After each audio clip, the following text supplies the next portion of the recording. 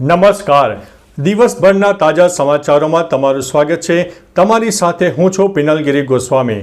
સમાચારો વિસ્તારથી જાણીએ એ પહેલા મહત્વના સમાચારો ઉપર એક નજર. નમસ્કાર મિત્રો, દેશ અને દુનિયાના સુપરફાસ્ટ સમાચારમાં તમારું સ્વાગત છે.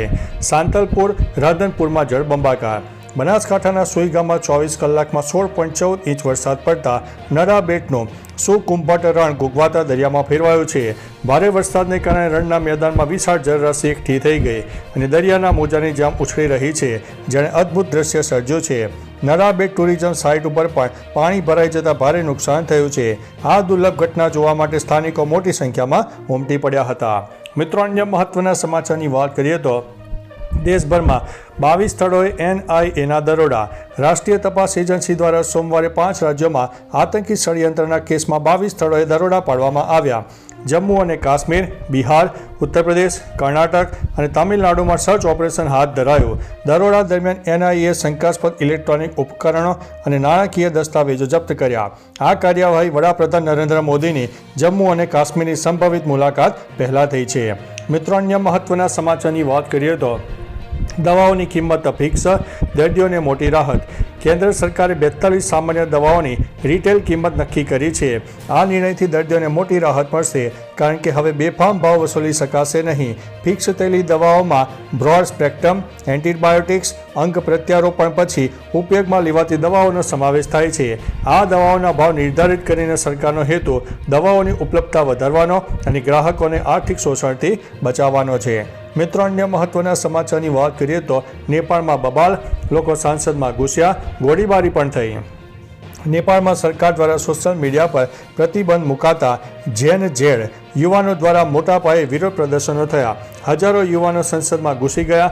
સુરક્ષા દળોએ તેમને રોકવાનો પ્રયાસ કર્યો અને ફાયરિંગ પણ થયું, જેમાં એક વિદ્યાર્થીનું મોત થયું છે અને 80થી વધુ લોકો ઈજાગ્રસ્ત થયા છે.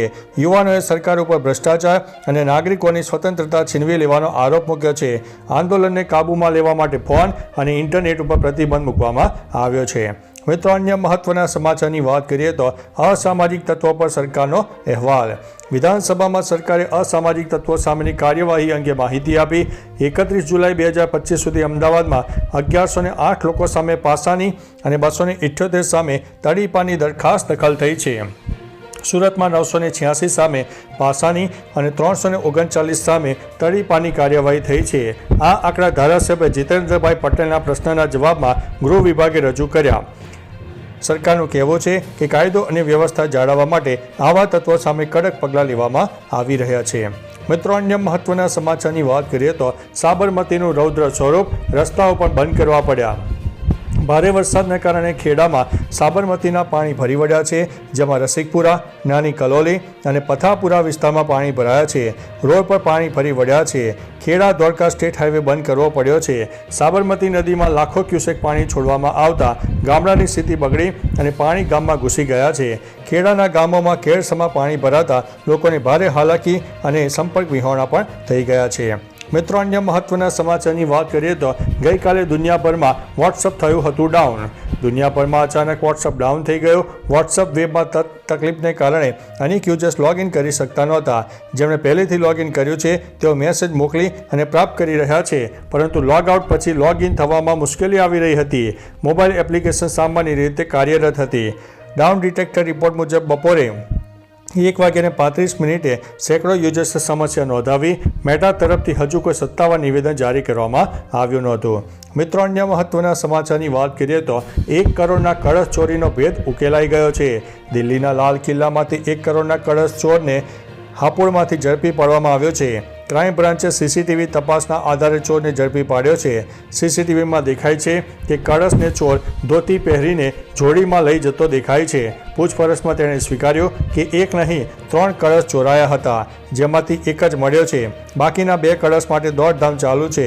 ચોરીની ઘટના 15 ઓગસ્ટે જૈન સમાજના ધાર્મિક અનુષ્ઠાન સમયે થઈ હતી. મિત્રો, અન્ય મહત્વના સમાચારની વાત કરીએ તો બિગ બોસના સેટ ઉપર મોટો અકસ્માત ટળ્યો છે. બિગ બોસ 19ના સેટ ઉપર એક મોટી દુર્ઘટના થતાં માળ બચી છે. એક સ્પર્ધકની બેદરકારીને કારણે કિચનનો ગેસ ખુલ્લો રહી ગયો, જેના કારણે આખી રાત ઘરમાં ગેસ લીક થયો. જોકે મોટી જાનહાનિ થઈ નથી અને બધા સ્પર્ધકો સુરક્ષિત છે.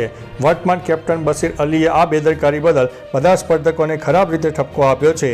આ ઘટના પછી હવે સલમાન વીકેન્ડ કા પાર એપિસોડમાં શું પ્રતિક્રિયા આપે છે તે હવે જોવું રહ્યું. મિત્રો, અન્ય મહત્વના સમાચારની વાત કરીએ તો ચોમાસું સત્ર, ઠાબર ગેરહાજર, ઇટાલિયા અને ચાવડા પહેલી વખત જોવા મળ્યા.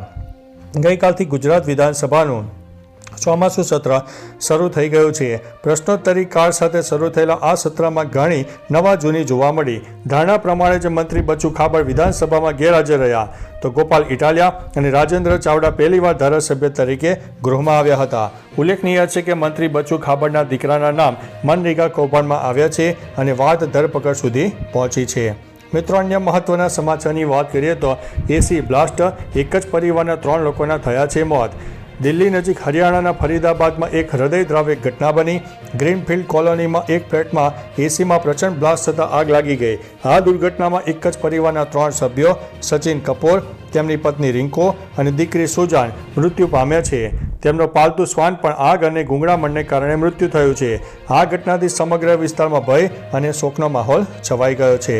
મિત્રો, અન્ય મહત્વના સમાચારની વાત કરીએ તો સાબરમતી નદીના જળસ્તરમાં થયો છે વધારો. હાલ રાજ્યમાં ભારે વરસાદની આગાહી કરવામાં આવી હતી. આ સાથે રાજ્યના ઘણા વિસ્તારોમાં ભારે વરસાદને કારણે નદીઓના જળસ્તરમાં વધારો થયો છે. હાલ સાબરમતી નદીના જળસ્તરમાં વધારો થયો છે, જે કારણે ખેડા જિલ્લામાં જળબંબાકારની પરિસ્થિતિ સર્જાઈ છે. પાણીના પ્રવાહને કારણે નદી કાંઠાના વિસ્તારોના ઘણા ગામો જળમગ્ન થયા છે. ભારે વરસાદને કારણે શાળા અને આંગણવાડીઓમાં પણ રજા જાહેર કરવામાં આવી છે. તો ચાલો મિત્રો, ફરીથી દેશ અને દુનિયાના સુપરફાસ્ટ સમાચાર લઈને મળતા રહીશો. ત્યાં સુધી અમને રજા આપશો. નમસ્કાર.